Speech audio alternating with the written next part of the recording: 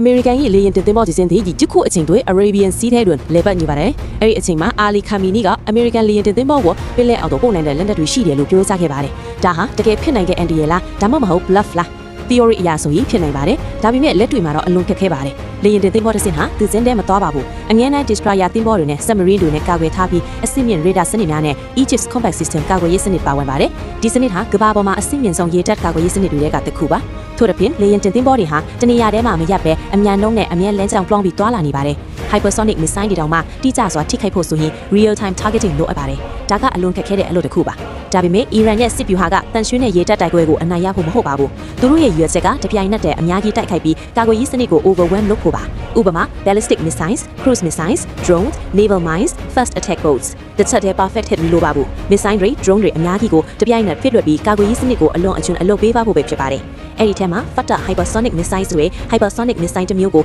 အီရန်ကကြီးညာထားပါတယ်။ theory အရဒီ missile က Aegis Combat System ကာကွယ်ရေးကိုဖောက်ထွင်းနိုင်တယ်လို့ဆိုကြပါတယ်။ဒါပေမဲ့လက်တွေ့စစ်ပွဲမှာဘယ်လောက်ထိရောက်မလဲဆိုတာကိုစစ်ရေးလေးလာသူတွေကြားမှာအကြီးအကျယ်တန်တရားရှိနေသေးပါ။ဒါပေမဲ့လူအများမသိတဲ့အချက်တစ်ခုရှိပါတယ်။အီရန်ကလေယာဉ်တင်သင်္ဘောကိုတိုက်ခိုက်ဖို့မဟုတ်ပဲအနားမှာကာကွယ်နေတဲ့ destroyer သင်္ဘောတွေကိုပဲရည်ရွယ်နိုင်ပါတယ်။ destroyer သင်္ဘောတွေက carrier ထက်ကာကွယ်ရေးနည်းနည်းတိထိခိုက်သွားရင်လည်းစစ်ရေးအတွက်အလွန်ကြီးမားတဲ့ထိခိုက်မှုဖြစ်နိုင်ပါတယ်။စစ်ပွဲမှာအရေးကြီးတဲ့အချက်ကဒီလိုပါ warship တစ်စင်းကပြစ်လာတဲ့ missile တိုင်းကို intercept လုပ်နိုင်ဖို့လိုပါတယ်။ဒါပေမဲ့တိုက်ခိုက်တဲ့ဘက်ကတော့ missile တစ်လုံးကာကွယ်ရေးကိုဖောက်ထွင်းနိုင်ရင်လည်းလုံလောက်ပါတယ်။ဒါကြောင့်ဒီအခြေအနေဟာ bluff လားတကယ်အန်တီရယ်လားအဖြေကနှစ်ခုလုံးဖြစ်နိုင်ပါတယ်။ဤပညာအရာခက်ခဲပေမဲ့စစ်ဗျူဟာအရာတော့အန်တီရယ်ရှိနေစေဖြစ်ပါတယ်။